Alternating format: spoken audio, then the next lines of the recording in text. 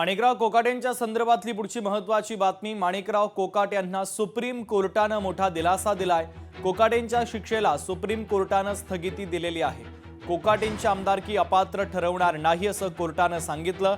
आमदार म्हणून अपात्र ठरवलं जाणार नाही असं आता सुप्रीम कोर्टाने स्पष्ट केलेलं आहे। माजी कृषी मंत्री, माजी क्रीडा मंत्री, राष्ट्रवादीचे माननीय माणिकराव कोकाटे यांना सुप्रीम कोर्टाने त्यांच्या शिक्षेला स्थगिती दिलेली आहे आणि त्यामुळे सत्याचा विजय झालेला आहे। सत्यमेव जयते।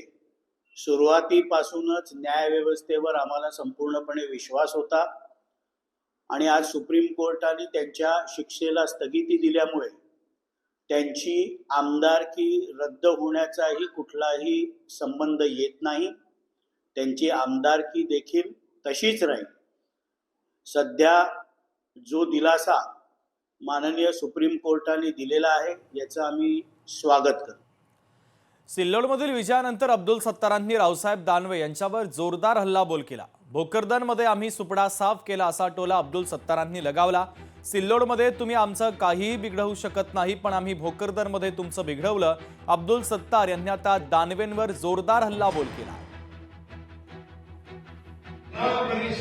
विधानसभा अभी जो जिले में जितने रीजन आए वो सब मेरे प्रत्यक्ष व प्रत्यक्ष दोस्त हैं।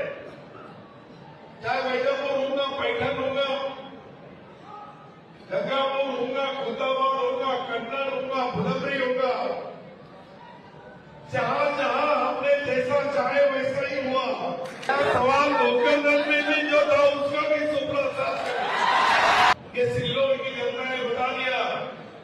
लोग तो हमारा सिल्लोड में कुछ बिगाड़ नहीं सकते, लेकिन हम भोकरदन में जरूर बिगाड़ सकते।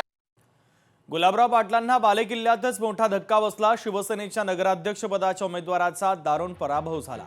आत्मचिंतन करावं लागेल। गुलाबराव पाटलांनी आता पराभवाच्या संदर्भात महत्त्वाचं वक्तव्य केलेलं आहे।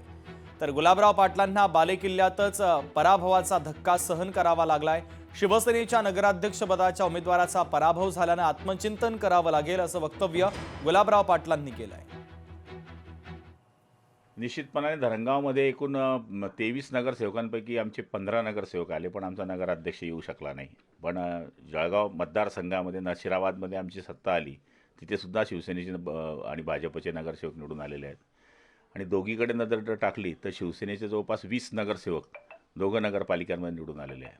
त्यामुळे असं आत्मचिंतन करावं लागेल की आमच्या उमेदवारामध्ये काही गलपत झाली का किंवा आमच्या काही चुका असतील ते दुरुस्त आम्ही करू। लोकशाही मराठी ऐका, पहा, जागरूक रहा।